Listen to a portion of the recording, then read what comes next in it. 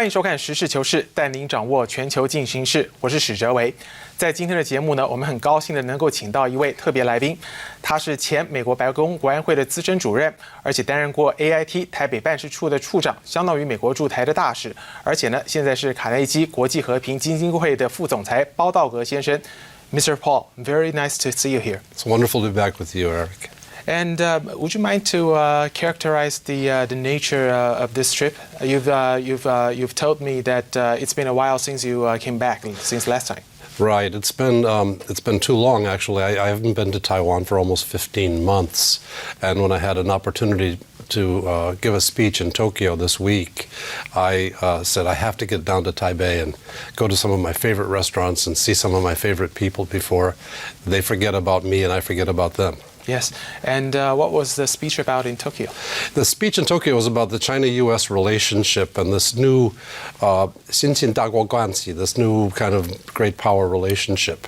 The Japanese intellectual circles are quite worried that this means that the U.S. and China are going to try to carve out Asia for themselves, and Japan and other old allies would be left in a second-place status. And that was really the topic of the conference. And what's your view on those on their worries? Well, I think their worries are overstated.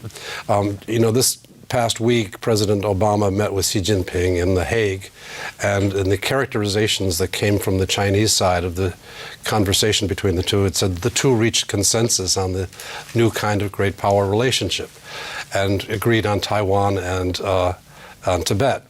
And that's not an accurate characterization of what President Obama said, but it's the kind of thing that Chinese have been using to create divisions between the United States and its friends, while putting a positive emphasis on U.S.-China cooperation. It's a kind of a mischievous double intention.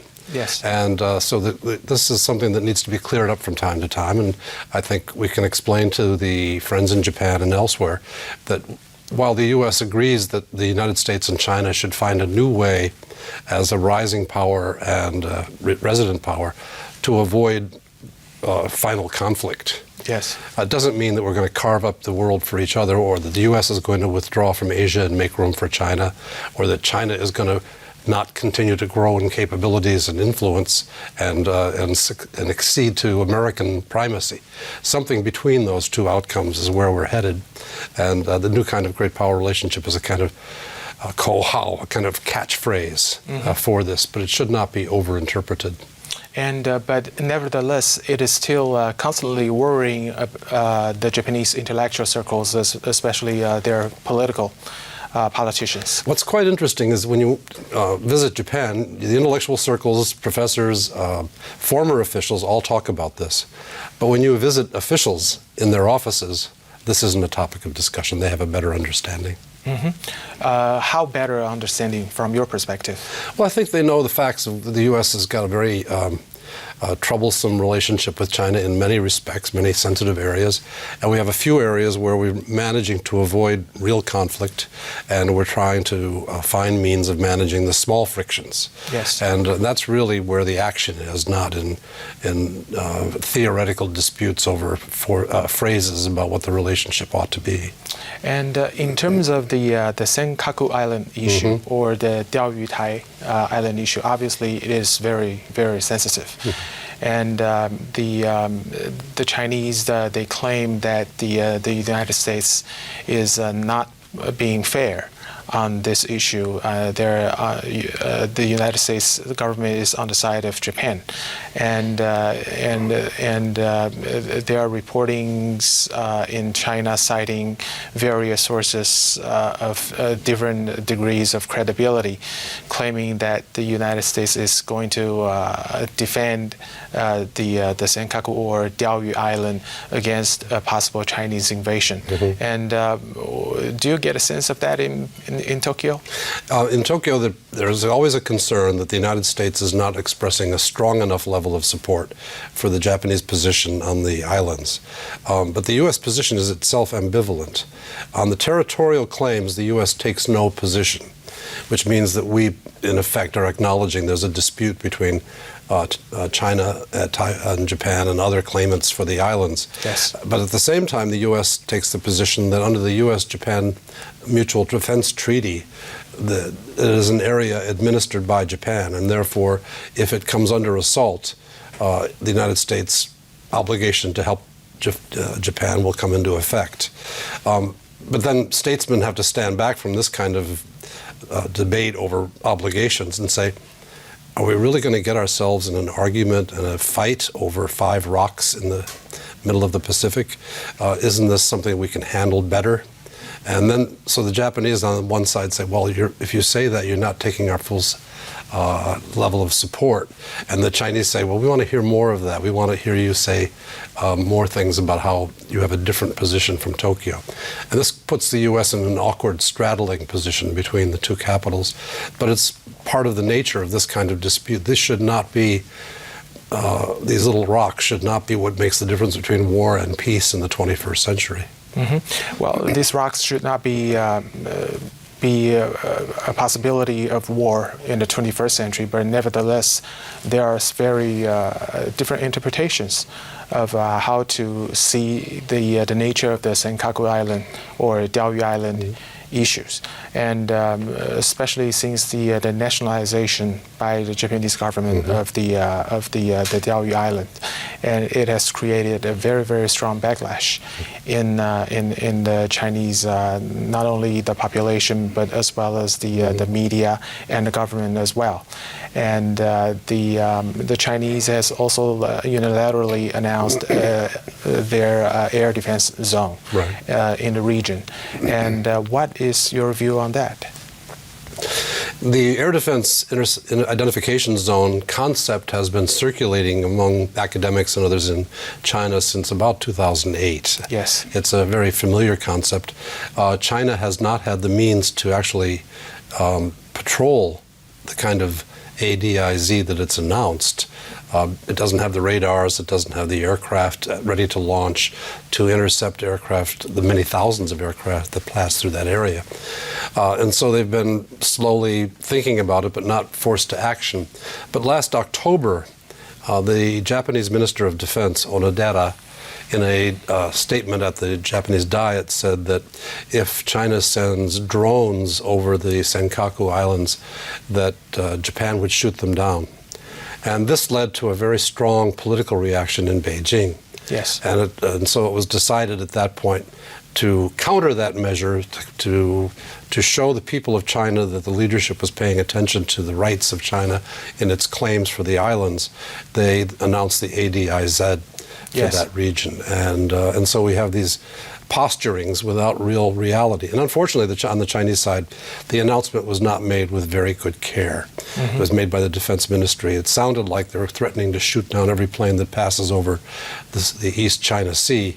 And evidently that was not China's intent, as later spokespeople had to clarify.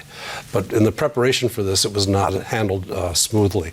Again, this points to another institutional problem in China, which is that even though there's been recent talk of creating a national security council type mechanism, it's still not created and it's still not effective.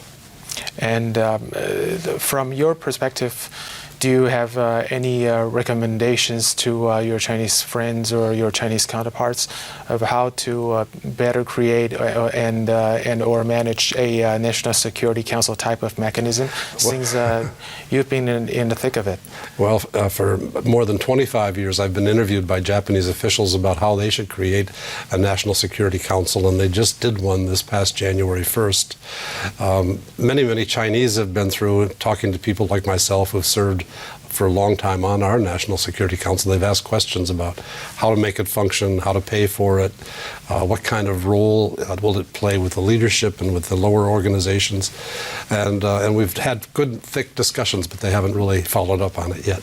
Okay, and would you care to tell us how the National Security Council back in the States at the White House, how does it function? Well, each administration is a little different. The president makes determinations about how he wants to use his National Security Council. I was first working for a late-stage Ronald Reagan National Security Council, and Reagan, when he came into office, reacted to the previous Republican president's heavy reliance on Henry Kissinger and his National Security Council staff. And so Reagan, actually, in the early days of his time in office, demoted the National Security Council. He moved his advisor out of the White House and reduced the staff. But over time, events forced him to promote the National Security Council back to a higher position, because he uses it then as an effective tool of the presidency to control the various bureaucracies that he needs to bring under his policy direction. Yes. And in the case of George H.W. Bush, whom I also worked for, he was a foreign policy president. He thought in terms of foreign policy. He thought in terms of using the NSC. The organization proliferated over the years under George W. Bush. The vice president seemed to have his own National Security Council as well as the president's National Security Council, and they were interfering with each other in many cases, not all, but many. Under the Obama administration, there's as typical with Democrat administrations, there's a bigger divergence of interests within the party, and so you have more internal conflict. But in the end, all of the National Security Councils have to do three things. Yes. They provide personal staff for the president. So he is prepared with proper papers for meetings, take notes at the meetings, make sure people follow up decisions that are made at meetings with foreign leaders. The second is to help in the early stages of devising policy, to give the president choices that reflect fully the views of the various related government departments. For example, if it's an economic issue, Treasury, Commerce, State, and others. If it's a national security issue, the Defense Department, CIA, and State Department have their views properly given to the president so he can make clear choices of what the direction he wants to take.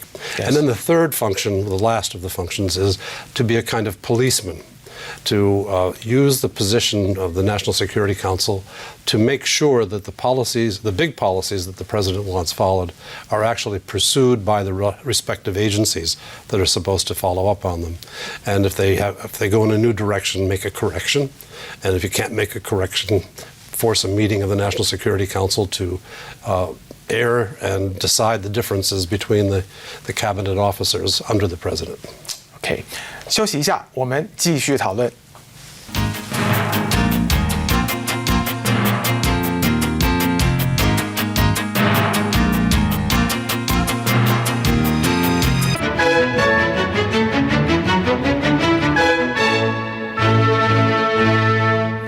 欢迎回到我们实事求是的现场 ，Mr. Paul, I have a question for you.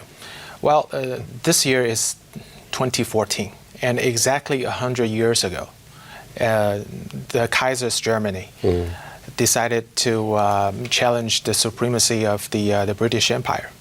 And at the time, the British Empire was the most powerful country, of course, in the world, and played a dominant role in world politics. And the German Empire was up and coming. And the Kaiser Wilhelm II decided that he wanted to challenge that situation and perhaps creating a new status quo. Right now, there are many people suggesting that China now has become the second largest economy, and China has decided to flex her muscles, and therefore a conflict of sorts with the United States, therefore, is not unthinkable, but probable or likely to happen. What is your view on that? Well, I think these historical analogies are illuminating but sometimes misleading. The case you just cited in 1914 is being discussed a lot right now because of the 100th anniversary. I would recommend people read Christopher Clark's book called Sleepwalkers, which is an attempt to retell the story of what actually happened back in 1914. But the relevant story it also refers to Thucydides, a history of the Peloponnesian Wars in the Greek classical period. Yes. And since that time, there have been 15 major power transitions in the world. where a rising power displaced the previous preeminent power. And of those 15 transitions, 11 of them ended in major warfare. And one of the classic transitions that did not end in major warfare was between the United States and Britain, where the U.S. supplanted Britain without having a conflict with Britain. Yes. So people are saying, well, where are we coming out with China and the United States? And I think a lot of folks are understandably looking at the numbers on China's economic growth and saying, well, this is a conflict coming between the U.S. and China. The U.S. is used to primacy in the Asia-Pacific region. China's a new growing regional power, not yet a world power, and China will push the United States out of the region. And there are elements in U.S.-China relations and in the behavior of each of the governments that suggest movement towards strategic conflict. The U.S. is talking about new issues, new ideas like air-sea battle, yes, where you attack the strategic capabilities of China with non-strategic weapons, conventional weapons. And the Chinese are talking about things that are described in American literature as A2AD, which is anti-access area denial, to keep the U.S. away from the first island chain waters, or the Jinhai, yes, near China. And those are serious issues in each of the governments being discussed. The question is, can the leaderships of the two countries find a way to prevent this natural competition from becoming extremely damaging conflict? The good news is that both Obama and Xi Jinping have reached a consensus that we don't want to have that conflict. But are they capable? Do they understand how to guide their governments to growing capabilities? You know, the United States is rebalancing to Asia to reflect or get rid of the distortions of the previous decade where we focused on Iraq and Afghanistan, yes, and reflect our more deep-running interests in the Asia-Pacific. And China is building capabilities to assert itself in its nearby neighborhood.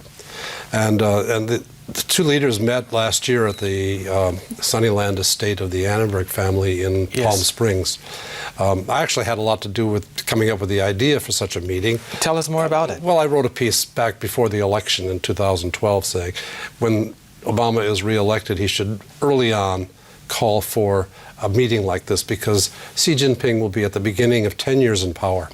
And it would be really good if the two leaders could find some sort of consensus before we get caught in the politics of each other's country. And so Obama was smart enough to seize the opportunity to invite Xi, and Xi was smart enough to take the opportunity. Now, did they make maximum advantage of it? It's too soon to tell. Yes. But they did form a basic consensus, and they do it under this concept of 新兴大国关系, which is supposed to be a way of the two sides reaching a minimum negative consensus, which is we don't want to fight with each other. Yes. Let's do everything to avoid that. But on the other hand, we've still got so many differences over conflict in cyberspace, restricting anti-space warfare, undersea competition, resource competition, regional hotspots, how to deal with North Korea, how to deal with these claims on disputed territories, often very unimportant territories, but engaging the politics of the countries involved. And so there's a lot of requirement for management. Now, for Washington, this is particularly different. For China, it's relatively easy because China only has the U.S. to worry about, and then Japan and Korea and a few things.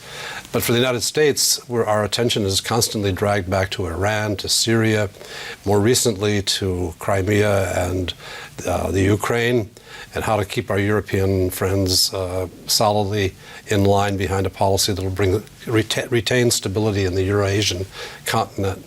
And the ability of Washington to focus on that and continue to keep some sort of focus on Asia is not yet demonstrated. Mm-hmm. And it's been a bit of a challenge for the U.S. And you first served under President Ronald Reagan, right, and then President the elder Bush, right, Bush first. And Bush first, as you said, he's a foreign policy president. He thinks of foreign policy. from a presidential perspective, and instead of from other presidents who are more likely focusing on from a domestic perspective. And from your perspective, or from your recollection, what did George Herbert Walker Bush did right in terms of being a president and conducting diplomacy on a presidential level and on a personal level? Well, the great achievement historians are ascribing to George H.W. Bush was management of the end of the Cold War. The dismantlement of the Soviet Empire without conflict, the effort to allow the Russians to do that with dignity so that it wouldn't become a source of revanchement, of fighting back to regain what they lost. Bush promised when Germany was reunited, for the purposes of stability in Europe, a reunited Germany could be seen as a threat because Germany had been the source of conflict many times. But in this case, he said, well, let's promise the Russians that there will never be a threat to Russia again, so that when the Russians withdraw their troops from Germany, Czech Republic, and Poland, there would be no new NATO set up beyond Germany that would somehow threaten Russian interests. And that peaceful management and an effort to create what they termed at the time one Europe, whole and free, that would have greater economic integration and less security concern, was his big achievement. But there are other things as well. But the big achievement is seemingly under threat because now of course, big and united Germany is not becoming a military power, but whereas the NATO is keep expanding to the east. Well, this is the problem, that in the Clinton administration, it was convenient, for whatever reason, to forget that Bush had promised not to expand NATO. And the Clinton administration chose a policy called enlargement, which was under domestic pressure from Polish Americans and Czech Americans and others. Please extend NATO to Poland and Czech Republic and beyond to gain the advantage of being the one superpower in the world and protect these countries from the kind of history they've had of being invaded repeatedly by the former Soviet Union, or prior to that by Russians. And that was very tempting, and they moved on it. And then into the George W. Bush administration, they went even farther. They were actually trying to move right up next to Russia and try to put the small Republic of Georgia and the larger Republic of Ukraine excuse me, under the NATO flag. The problem, among others, is this was very close to Russian vital interests. Yes. And so it's a kind of direct challenge for which you need to be prepared. The second part of the problem is that this is an area where the countries are actually divided internally. Because Ukraine is on the border of Western Europe and Russia, population is half leaning toward Western Europe, Catholic, Christian, and half the population leans towards the East, and it's Orthodox in religious orientation and language. And this is always, when a country is so divided, it's a very weak basis on which to try to build an alliance partner. Now, this is a classic conflict for Americans between our sense of our interests, hard-nosed, realist interests, and our heart, our ideals, and hoping that countries can enjoy the benefits of democracy and market opening and all the things that go with that. And so we certainly don't want to tell the Ukrainians, well, you belong to Russia, forget about you. And we don't want to tell the Ukrainians, we're going to protect you no matter what the Russians do, no matter what you do, because that will give them license to make trouble with the Russians, or some of them to do so. And so we end up sort of caught between these objectives. And the answer, of course, is for us to offer integration with the European Union as an economic matter, and with that will come the cultural and political connections that help to reduce the hard dividing lines between Russia in the East and the West in Europe. Unfortunately, the Europeans have been focused on their own internal affairs. Yes. And they didn't really understand what was going on. And the United States was focused on Iran and Syria, and frankly not doing a very good job of that. And so we weren't paying attention to what was festering in Ukraine. And we ended up getting trapped in an internal Ukrainian struggle that had ramifications both for our strategic interests and for Russian strategic interests. And so we let our idealism, our emotions get ahead of our thinking. And now we've got to put this back, and we have to do it after damage has been sustained. I mean, people throughout the periphery of Russia now believe that the old Russian wolf is free again. He could come and bite off another piece of territory, not just Crimea, but more of Ukraine or the Baltic states or somewhere in Central Asia. And now people need to be reassured that that's going to be resisted, that there's a kind of mechanism to deter that sort of behavior. And the Obama administration and the European Union are struggling to create that kind of deterrence. Yes. 休息一下之后，我们有继续更多的讨论。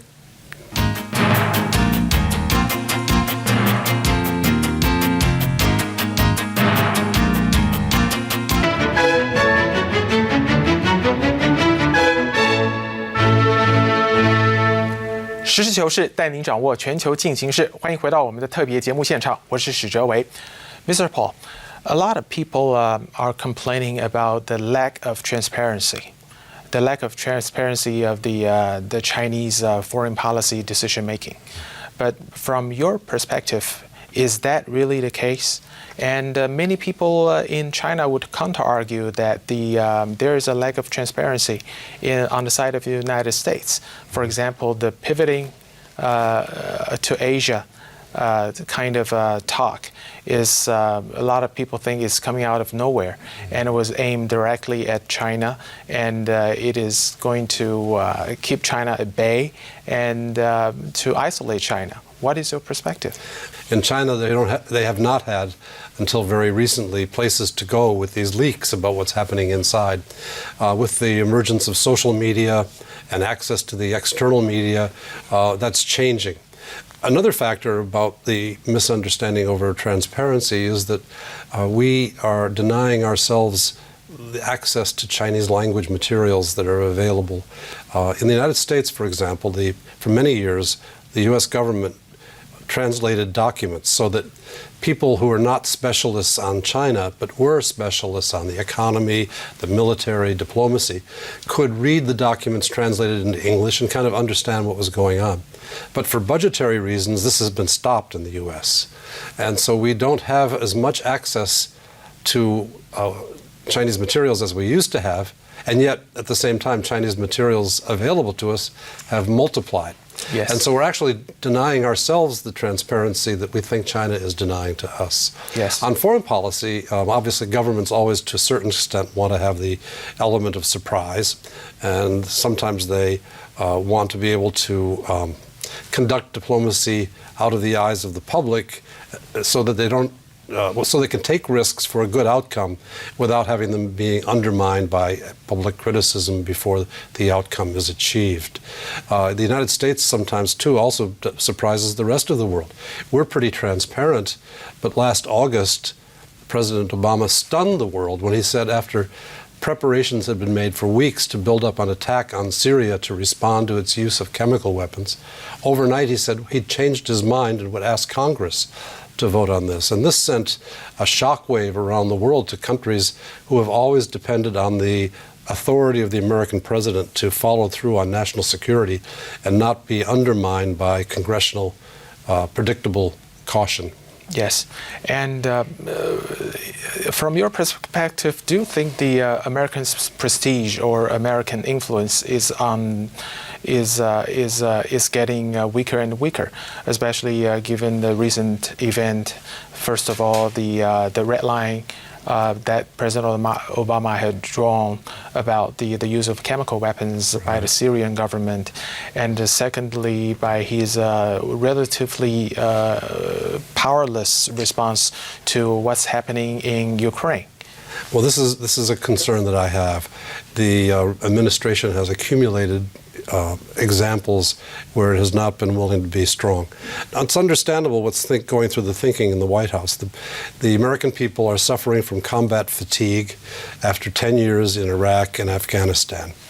And what's interesting about this from a polling point of view is the polls against further conflicts are greatest in the populations that historically have been the most willing to accept conflict, people around our military bases. This shows that it's an exhaustion from two feckless wars that have discredited that use of force for the United States. The question is now, how do we restore a sense of rest and recuperation for our armed forces and for the general public, and at the same time retain credibility for American guarantees around the world? You could have a couple mistakes. The red line in Syria was one mistake. Failing to keep an eye on the ball in Crimea and Ukraine was another mistake. 3 or 4 mistakes and you begin to pay a real price. Yes. But if you start getting it right, you can restore it. It's kind of like an organic wound. It can heal or it can get worse depending on the treatment you give it. I'm hoping that the administration will be able to find its footing in order to make sensible judgments about where to respond and where not to respond to threats to our interests. And obviously, in the case of Syria, well, the blunder has been made, if I may use that word. But in the case of Crimea, it is still very much an ongoing process. And from your perspective, what do you think is the best route to pursue the vis-a-vis the Crimea issue that would best protect or enhance American prestige and also reassure American partners and allies in Eastern Europe, especially Ukraine, and at the same time maintain its relationship with Russia, because we know that even Russia is not the Soviet Union or the Russian Empire anymore. It is still powerful and very, very powerful militarily.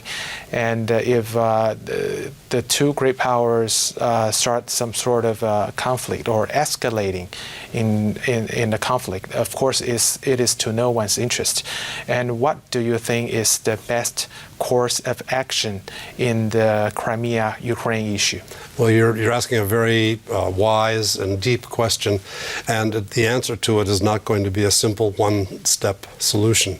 Yes, please tell us. The United States has to demonstrate that it can keep its eye on crisis centers in at least 3 places: Eastern Europe, Middle East, and the Far East. In each of these areas, we need a coherent approach, and it has to be a balanced approach. It can't be a military solution versus a diplomatic solution, or an economic solution versus a diplomatic or a military solution. It has to combine all 3 of those. In the case of Eastern Europe, we need to do a lot of work in Berlin.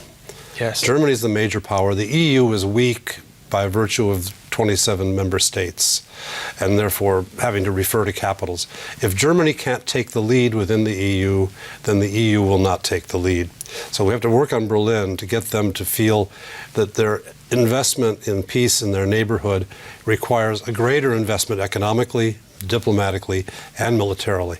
NATO has been getting by on doing the absolute minimum for itself. It has been sort of lost its mission. Mr. Putin has now given them a mission again. And it shouldn't be overstated. We're not into a military-to-military conflict. But the countries on the front line, the Baltics, Poland, Czech Republic, they do need to have some reinforcement. And the good news in the aftermath of the loss of Crimea is the United States and other partners in NATO have been stepping up visits to the region and aircraft and other kinds of exercises to show that they're not toothless. But this is not going to, in the end, be fought out militarily. This is something where you want to win economically with a good set of packages put on the table that will help the Ukraine. Now, in the case of the Ukraine, we've got a serious problem. It's politically, socially, and economically deeply divided and troubled. There are thieves and corrupt leaders on all sides of the political spectrum. The public is fed up with all of them. There are ethnic divides that are very difficult to build. So expecting Ukraine that's going to stand up and be a kind of country you can get promises from and make promises to is too much. This is a 10-year project, maybe more. And so we should perceive it that way and explain it that way as we go forward. At the same time, we ought to be real about the economic and other kinds of connections we develop with the other borderline frontline states. And then in the process, we've got to focus back on the Middle East. What has happened in Syria has been very damaging to the long-term peace of the Middle East. But it's not just Syria. I think we didn't handle Egypt well. We intervened militarily with a small amount of force to get rid of Gaddafi, but we have not been able to help put Libya back together. And we've got a tremendous flux. Egypt's population has doubled in the last 20 years. The GDP has not. And so even if they had 10 very good years in Egypt, Egypt is not going to be a healthy, solidly economically developed country for a long time. And that's going to be a source of political instability. Even before you bring in the Muslim Brotherhood and the military and these other differences within that society. So we're dealing with a highly unstable world, and we have to be careful where we make threats and promises and where we deploy resources. The U.S., of course, has got a focus on its internal economic issues and doesn't have the resources we used to have. We used to be banker to the world. We'd apply money when we had a problem. We can't do that now, so we've got to use political leadership to bring the IMF, World Bank, and other kinds of financial sources to come in partnership to help achieve these stabilizing objectives.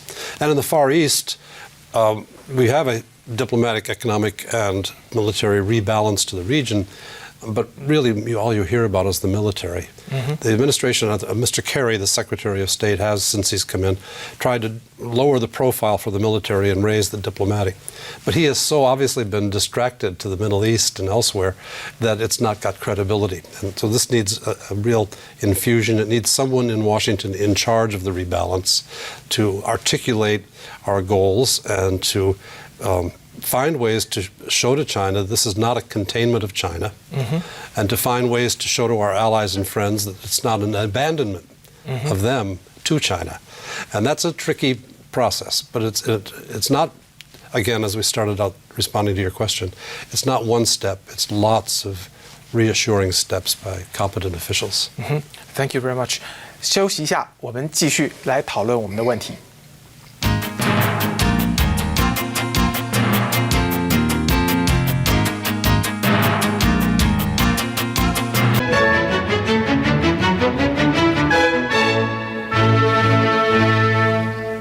欢迎回到我们的节目现场。我们继续要访问的呢是前白宫国安会的资深主任，而且也是美国 AIT 驻台北办事处处长，而且现在是呢美国卡内基国际和平经济会副总裁的包道格先生。Mr. Paul, let's move on the topics to Taiwan. Yeah.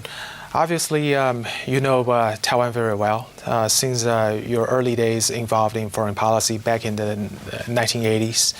And the sales of F-16s to Taiwan, and you've also been the de facto ambassador to Taiwan.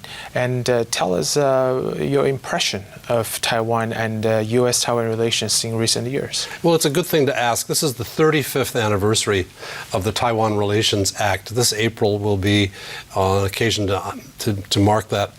I know the U.S. Senate is planning a hearing pretty soon to expose to the American people and to the people of Taiwan, once again, how we feel this has worked quite well. Yes. You know, having an informal relationship rather than a formal diplomatic relationship was, of course, a psychological blow to Taiwan in 1979 yes. when it occurred.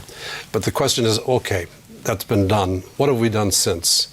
And the office I was privileged to serve in here at AIT was a direct creation of the Taiwan Relations Act, which has allowed a very robust economic, cultural, and political and security relationship between Taiwan and the United States, which has helped to preserve Taiwan's stability, autonomy, and prosperity yes. Over all these years. And it's done within a framework where the United States and China are not in serious conflict. When conflicts arise, when we've had very deep tensions between the United States and China, our ability to take care of Taiwan's interests and in relationship with the United States is always more difficult.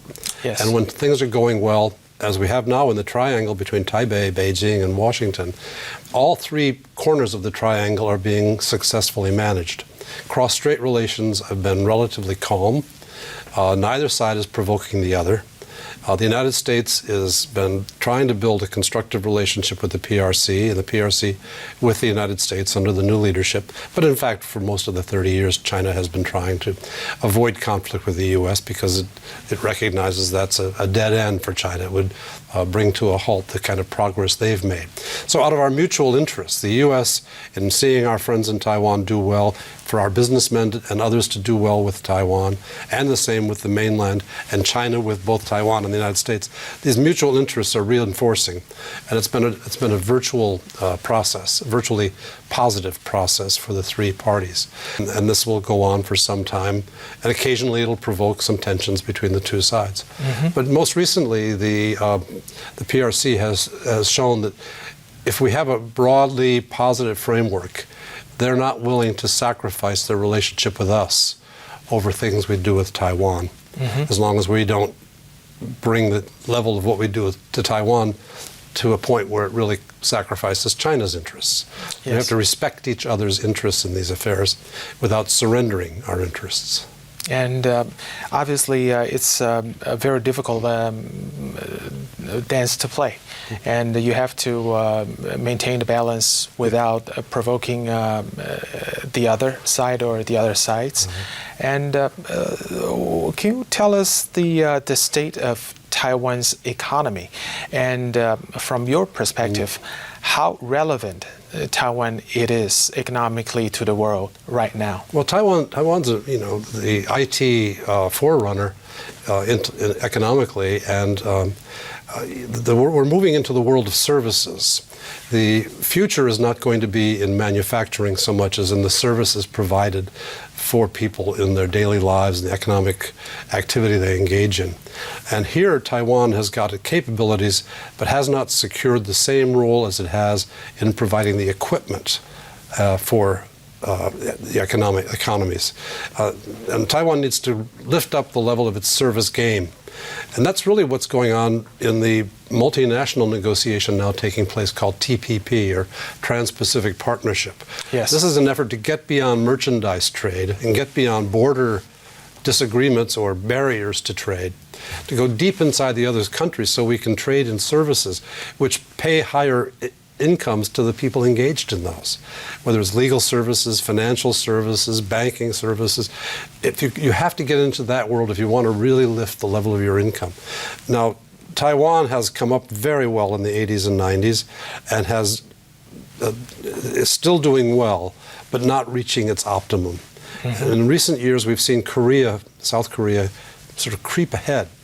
The Koreans have got now world trademarks for LG and Samsung and things like that. And Taiwan is still lacking behind in trademarks. Trademarks are tremendous earners of income for economies.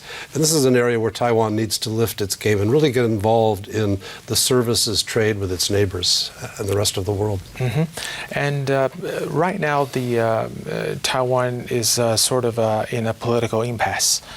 And in terms of moving forward with its trade with China, and without discussing who is to blame, who is right and who is wrong, tell us how important it is to have a positive trade relationship with China, not just China, but with the rest of the world. Well, China is now the biggest economy in the region, so to have a less than full and robust relationship economically with China is to take away advantages that you will gain for yourself. So it's good to be fully engaged with China, but it's also very smart to have a broader plan so that you're not only hostage to your relationship with China.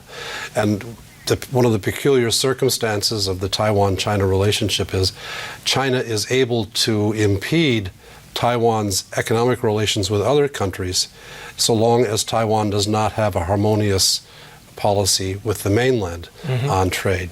And so you have to have both. You need a TPP strategy, you need a regional economic, RCEP, Regional Comprehensive Economic Program policy, and you need a cross-strait policy. They go together or they don't go. And the U.S. is having its own difficulties in trying to reach a TPP agreement, and we hope Taiwan can be part of it eventually. And do you think that the negotiation is taking a very good shape? You know, Ambassador King, he's now coming back to serve as the National Security Advisor, and it is widely believed that one of his primary role is to push the TPP and the RCEP. And do you have confidence in him? I have confidence in him. He had a good time while he was in Washington. People gave him full respect because of his closeness to President Ma and because he was clearly communicating between the two sides. One of the things that's been achieved in these last 5 years has been a very high level of clear communication. Thank you very much, Mr. Paul.